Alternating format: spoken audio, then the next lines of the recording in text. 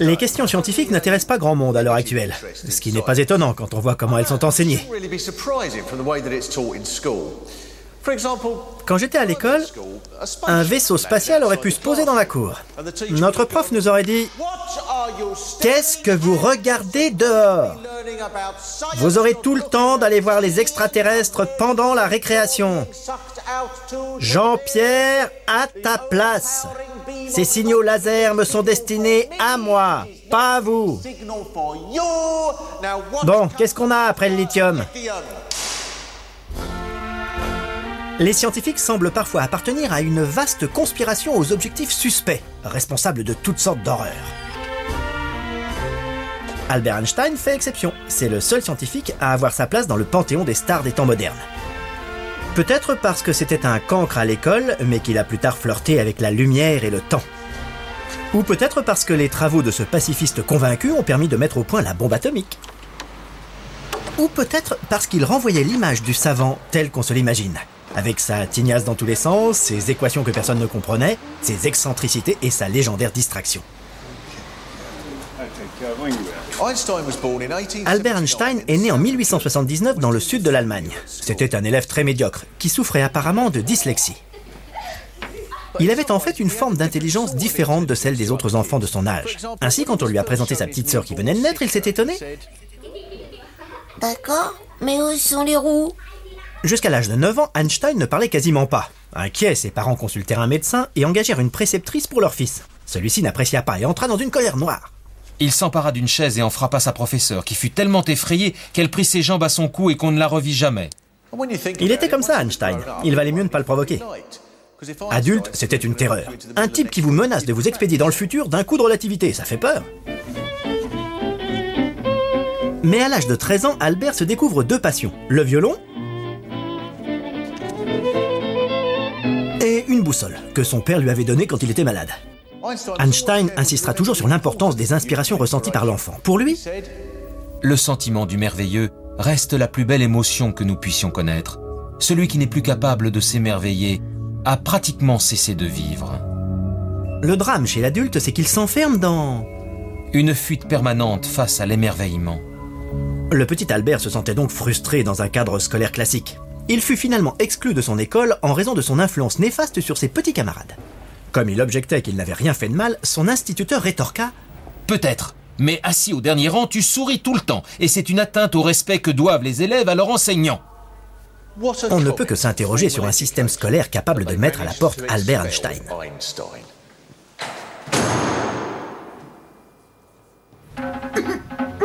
Tout petit, Albert avait assisté à un défilé militaire et le spectacle des soldats avançant au pas cadencé l'avait fait pleurer. Silence! Garde à vous!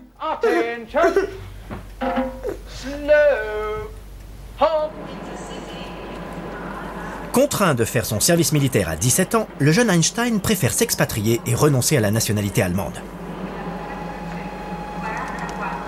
Il part en Italie, où il passe son temps dans les musées et les galeries d'art. Puis, il va encore plus loin et décide d'abandonner le judaïsme. Un choix dont nous ne saisissons peut-être pas aujourd'hui toute la gravité. Comme beaucoup d'Européens de ma génération, je n'attache pas beaucoup d'importance à la religion. Je ne suis ni pour ni contre, je m'en fiche. Quoique, quand dans la même année on voit disparaître Joe Strummer, Nina Simone et Johnny Cash, et que Cliff Richard, lui, est toujours vivant, on se dit qu'il y a quand même peu de chances que Dieu existe. Le jeune Albert finit par s'installer en Suisse, où il va pouvoir satisfaire sa curiosité scientifique. Il s'inscrit à l'université de Zurich. Rebelle, intelligent et bon violoniste, le jeune homme se taille bientôt une réputation de tombeur.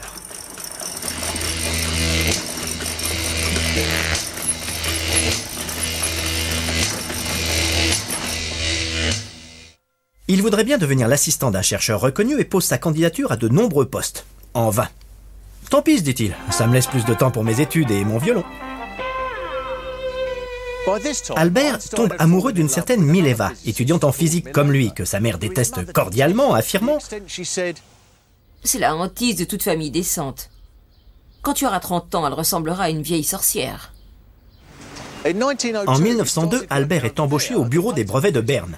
Il épouse Mileva peu après. Pas de lune de miel pour le jeune couple. Après la cérémonie, ils rentrent directement chez eux, mais arrivé sur le palier, Albert s'aperçoit qu'il a perdu la clé. Il parvient finalement à ouvrir sa porte et il va passer les 3 années suivantes à élaborer une théorie qui va totalement révolutionner notre perception de l'espace et du temps. Ses recherches l'absorbent totalement. Même la naissance d'un premier enfant ne semble pas attirer outre mesure son attention. Au grand étonnement d'un de ses professeurs venu lui rendre visite. Il berçait son bébé tout en fumant un horrible cigare. Il tenait à la main un livre ouvert, tandis que la cuisinière fumait abondamment. De retour de Serbie, où elle était partie en vacances, sa femme lui annonce qu'elle s'est convertie au catholicisme, ce qui ne lui fait apparemment ni chaud ni froid. Dès qu'il rentre chez lui, Albert se plonge dans ses études, ce qui finit par nuire à sa vie de couple. D'autant plus que Mileva déclare à qui veut l'entendre que la physique ne l'intéresse plus. Le caractère obsessionnel de ses travaux le mène donc tout droit au divorce. Mais à toute chose, malheur est bon, il publie bientôt une communication révolutionnaire sur les déplacements aléatoires du pollen. Il se tourne ensuite vers la lumière. On savait déjà à l'époque que la lumière voyageait à une vitesse phénoménale et que la lumière qui nous parvenait des étoiles avait mis des années à traverser l'espace. Ce qui veut dire que nous voyons les étoiles telles qu'elles étaient il y a plusieurs années lorsque la lumière a commencé son voyage. Un peu comme si des extraterrestres nous jugeaient aujourd'hui en fonction des émissions de télé que nous regardions il y a 20 ans. Merci pour vos généreux applaudissements et bonsoir. On savait que la lumière se déplaçait à la même vitesse que les ondes radio, les rayons X et toutes les autres ondes électromagnétiques, soit 300 000 km par seconde. Cette vitesse était constante, quel que soit l'endroit où on la mesurait. Ce qui intriguait beaucoup les chercheurs. Car logiquement, si la lumière était émise par un objet en mouvement, sa vitesse de déplacement aurait dû être 300 000 km par seconde, plus la vitesse de déplacement de l'objet émetteur. Or, il n'en était rien. Éventuellement, ils auraient pu essayer de la privatiser, pour la ralentir.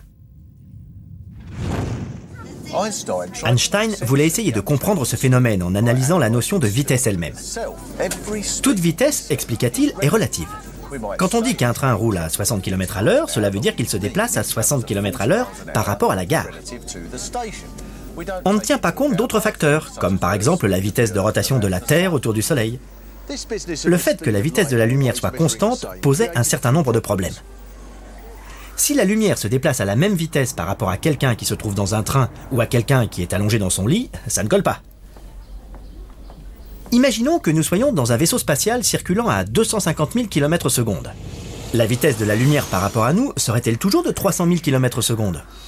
D'où fallait-il mesurer cette vitesse pour ne pas se tromper? Depuis le vaisseau spatial ou depuis un lit sur la Terre? Il était tentant d'essayer de démontrer que la vitesse de la lumière pouvait changer dans certaines conditions, en fonction par exemple des ralentisseurs et des radars mis en place par un hypothétique conseil de la sécurité cosmique. Einstein envisagea lui le problème dans l'autre sens. Partant de l'hypothèse que la vitesse de la lumière était constante, il se dit que la solution appartenait à un domaine encore inconnu. Pour Einstein, le pilote du vaisseau spatial et l'homme dans son lit avaient tous les deux raison, chacun de son point de vue. Vous avez encore 3 jokers. La lumière pouvait se déplacer à 300 000 km/s dans un cas comme dans l'autre, à condition que la seconde n'ait pas la même durée aux deux endroits. Je dirais les 4. Nom d'une pipe. Oh my goodness!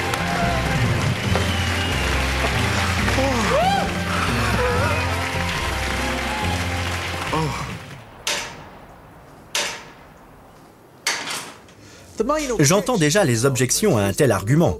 Impossible, ça ne marche pas, c'est de la pure abstraction mentale. C'est un défi au bon sens et à l'observation. Et pourtant, imaginons un individu voyageant à une vitesse proche de celle de la lumière. Une seconde lui paraîtra avoir la même durée qu'une seconde sur Terre. Or, si nous pouvions observer cet individu depuis la surface de notre planète, nous le verrions bouger au ralenti. Car dans son vaisseau, la seconde durerait en fait beaucoup plus longtemps qu'une seconde terrestre. Pratique pour les chauffeurs de taxi. Je suis là dans 5 minutes, vous promet le chauffeur. 6 ans plus tard, quand il arrive enfin, il peut vous dire qu'à sa montre, il est en avance. Einstein venait de totalement réécrire les lois de la physique. Depuis 200 ans, aucun chercheur n'avait contesté la théorie de Newton selon laquelle le temps et l'espace étaient immuables. Or, Einstein affirmait maintenant: nous n'avons pas le droit d'attribuer une signification absolue au concept de temps chronologique. Ce qui veut dire que la notion de temps est une notion relative, au demeurant parfaitement intégrée par beaucoup de gens. Un verrou avait donc sauté. Le temps n'était plus une valeur stable. Non content de redéfinir l'espace et le temps devant ses pairs, Einstein voulait absolument exposer ses idées sous une forme permettant à toute personne intéressée de les comprendre. Selon Newton, il est possible de prévoir avec exactitude la trajectoire d'un objet à partir de la manière dont il est frappé. Si vous le frappez 2 fois plus fort, il accélérera 2 fois plus. Mais qu'en est-il d'un objet se déplaçant à 98% de la vitesse de la lumière? Que se passe-t-il si on double la force qu'il fait bouger? Pour Newton, il va dépasser la vitesse de la lumière. Mais pour Einstein, c'est impossible. Un objet ne peut pas aller plus vite que la lumière. Si c'était possible, ça voudrait dire qu'en vous retournant, vous vous verriez arriver. Ce que je vais essayer de vous expliquer maintenant est tellement compliqué que je vais être obligé de mettre un casque. Einstein s'est rendu compte que quelle que soit la force utilisée pour faire avancer un objet, celui-ci ne pourra jamais aller plus vite que la lumière. Pour vérifier les théories d'Einstein, on a construit à Genève un gigantesque appareil capable de faire circuler des particules à des vitesses proches de celles de la lumière.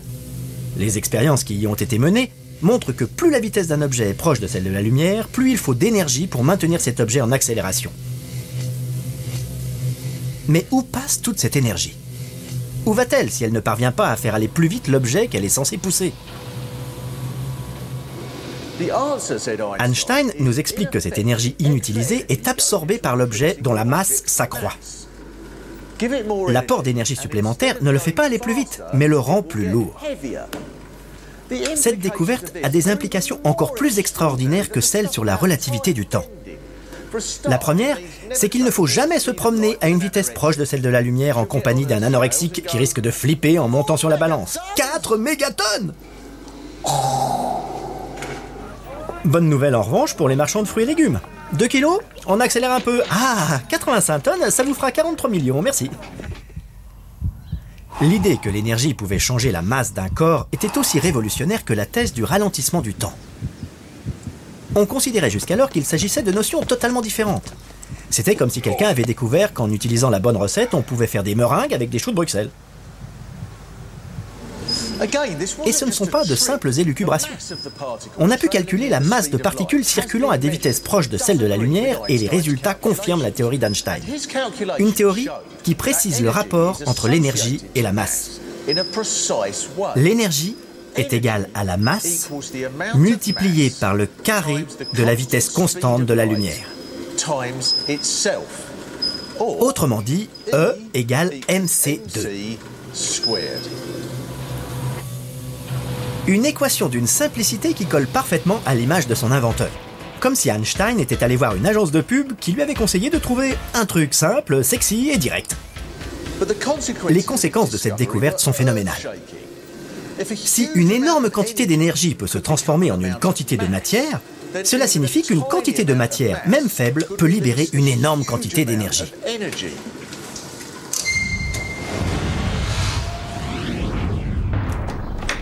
Quand il a eu terminé sa théorie sur la relativité, Einstein est allé se coucher. Il est resté au lit pendant 15 jours. Il publia donc en 1905 3 communications majeures sur les molécules, la lumière et la relativité. Ces travaux lui valurent un doctorat décerné par l'université de Zurich.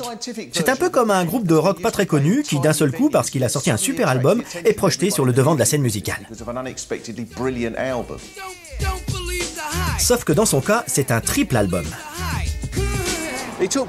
Il enseigne désormais à Berne et à Zurich, mais il continuera à travailler au bureau des brevets jusqu'en 1909. Quand on pense qu'il a formulé sa théorie de la relativité en allant chaque jour faire son petit boulot de fonctionnaire. Comme il travaillait tard le soir, je suppose qu'il devait parfois être en retard le matin. Est-ce que ses collègues, quand il leur disait « Bonjour », lui répondaient « Bonsoir », ajoutant perfidement « Le temps est vraiment une notion très relative ». Son deuxième fils, Édouard, naît en 1910. À cette époque, Albert commence à voyager dans toute l'Europe pour y présenter ses travaux. Ses conditions de vie, en revanche, n'ont pas l'air de s'améliorer si l'on en croit un de ses proches. Einstein avait tellement de puces qu'il dut prendre un bain. Ce qui ne semble pas rebuter sa cousine Elsa, dont il a fait la connaissance à Berlin. La physique la fascine et elle adore la poésie. Entre Albert et Elsa, c'est le coup de foudre. comme ça se faisait beaucoup entre cousins à l'époque. Ça n'arrangea pas, on s'en doute, les relations avec Mileva. Einstein pose un certain nombre de conditions que Mileva doit respecter si elle veut éviter que le couple ne se sépare. Tu veilleras à ce que mes vêtements soient propres et en bon état. Tu ne devras pas espérer que je passe mon temps libre avec toi, ni que je t'emmène lorsque je sors ou que je voyage.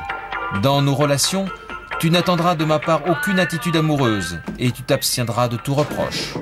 Tu quitteras ma chambre ou mon bureau dès que je t'en aurai donné l'ordre.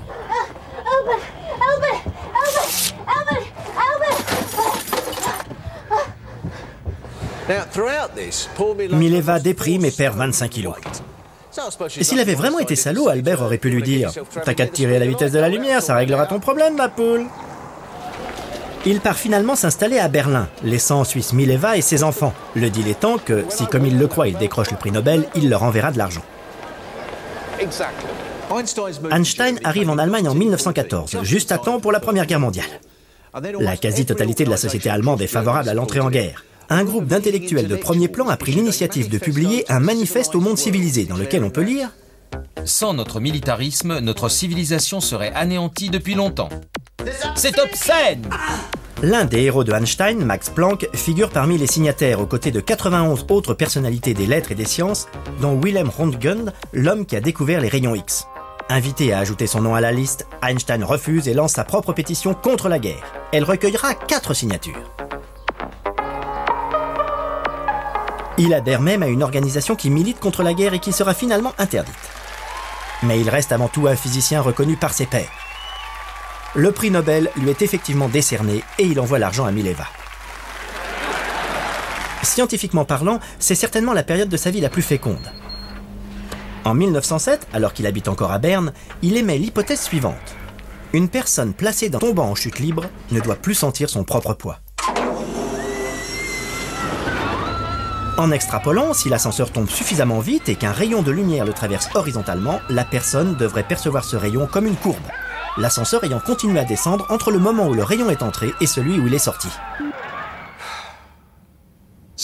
Si jamais vous vous trouvez un jour dans un ascenseur qui dégringole en chute libre, vous saurez reconnaître le passionné de physique parmi tous les occupants.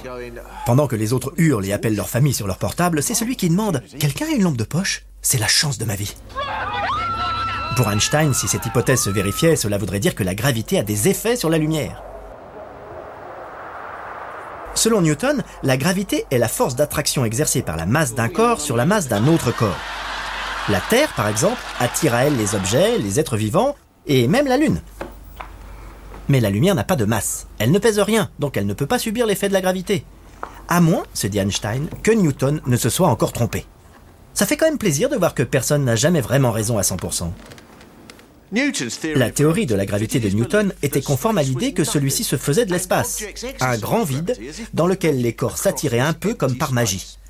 Einstein se place lui dans un cadre différent. Il considère que l'espace est lui-même en relation avec les étoiles et les planètes et avec tout le reste de l'univers. Là, ça devient très compliqué, et je vais avoir besoin de me faire aider pour vous expliquer la suite. Joe, c'est à toi. Bon, la gravité fonctionne de la manière suivante. Imaginez un trampoline au milieu duquel vous placez un corps quelconque. La surface du trampoline va s'incurver, et tout objet traversant la toile près du corps placé au milieu va devoir négocier les creux et les bosses qu'il a créés.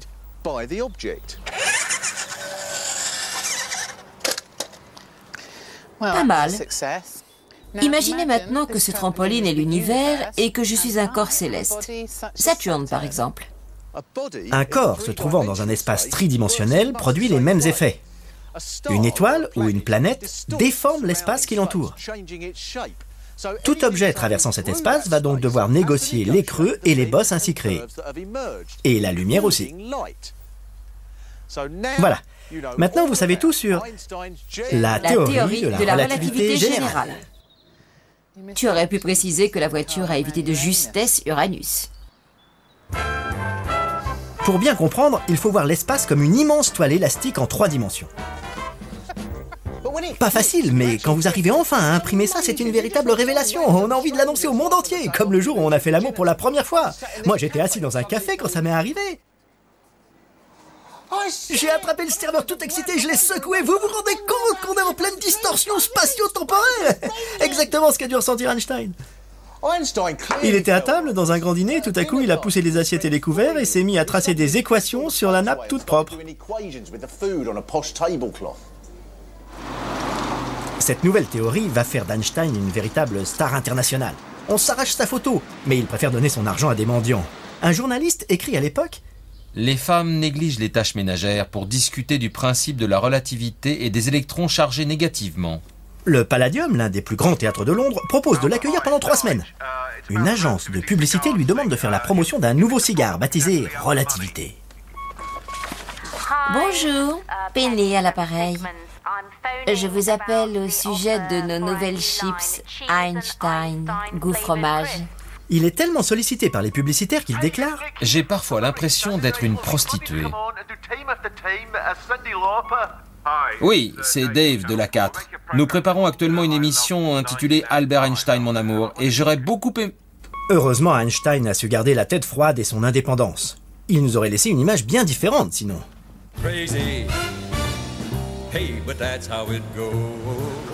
Allez les mimis, c'est l'heure de la sous-soupe. Ils sont tous morts. Une maison de fous, je vous dis. Une maison de fous. Ce qui énervait beaucoup Einstein, c'est que les journalistes lui demandaient toujours d'expliquer sa théorie en 2 mots. Albert Einstein, expliquez-nous en quelques mots la théorie de la relativité. À vrai dire... Un concours fut organisé. Il fallait expliquer en 3000 mots le concept de la relativité. Einstein déclara: ce n'est pas pour moi, c'est impossible. C'est une chose dont nous n'avions aucune idée. Je suis désolé, mais nous allons devoir conclure sur cette réflexion. Merci beaucoup Albert d'avoir été avec nous ce matin. Vous voyez la source de lumière projetée sur un corps en déplacement depuis un véhicule en marche, alors que l'on pourrait penser que ce véhicule ne serait pas sur la...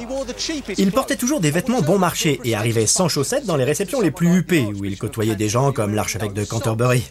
Quand il partait en voyage, il n'emportait presque rien et surtout aucun nécessaire de toilette, qu'il considérait comme une surcharge inutile. Il avait 2 autres grandes passions dans la vie, la voile et le violon.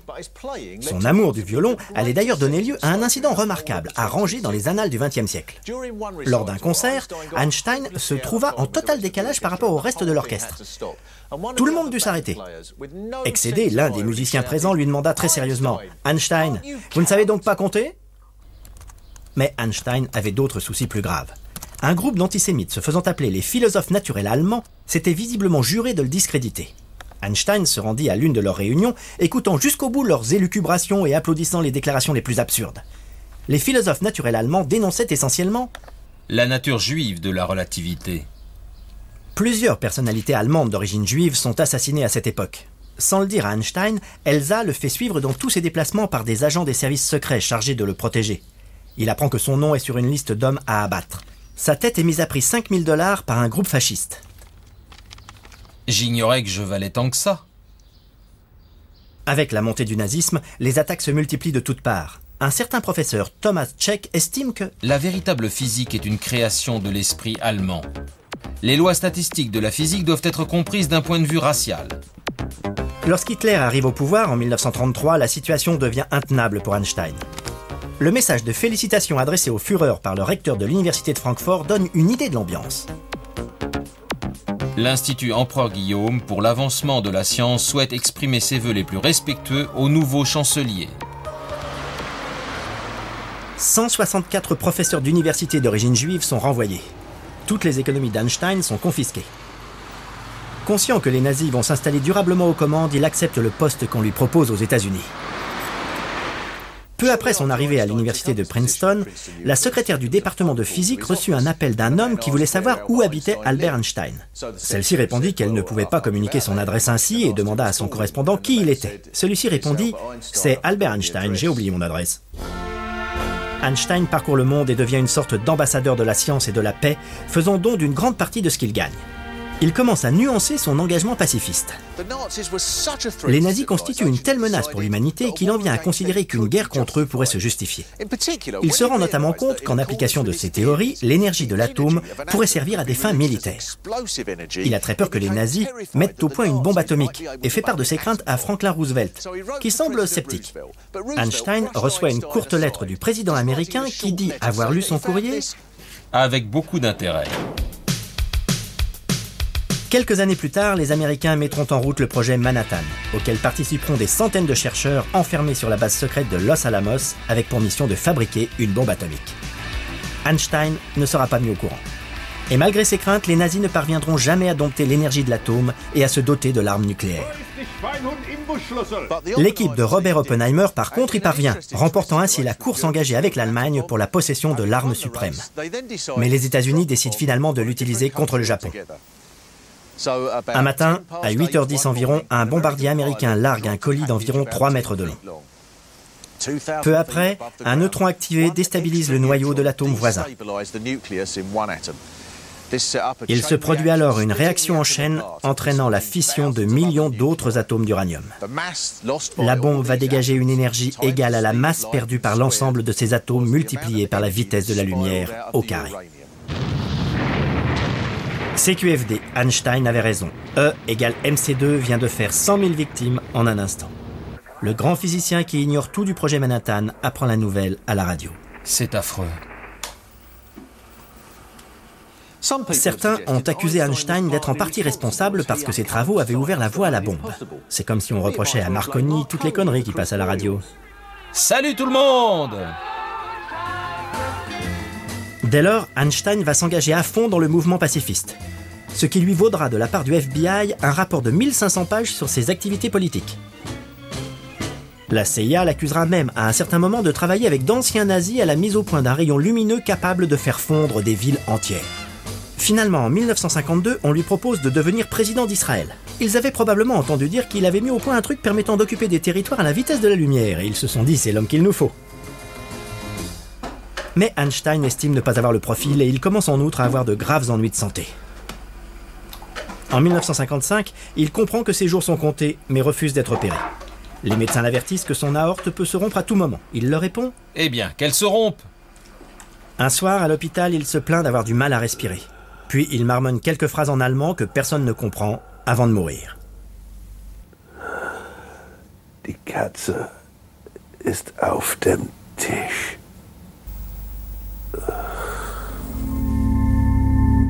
Le génie d'Einstein tient certainement en partie à sa philosophie de la vie qu'il résumait ainsi. L'homme est trop préoccupé par les choses triviales de l'existence.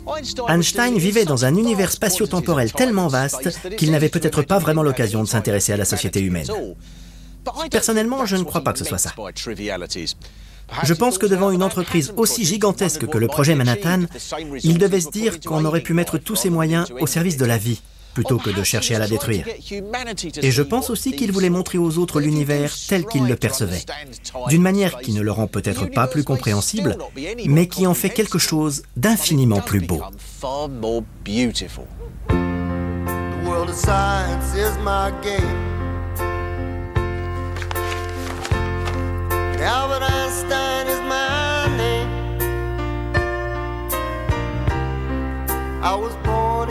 Germany,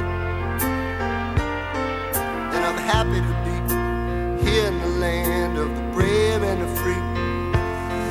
Yes, I'm happy to be here in the land of the brave and the free.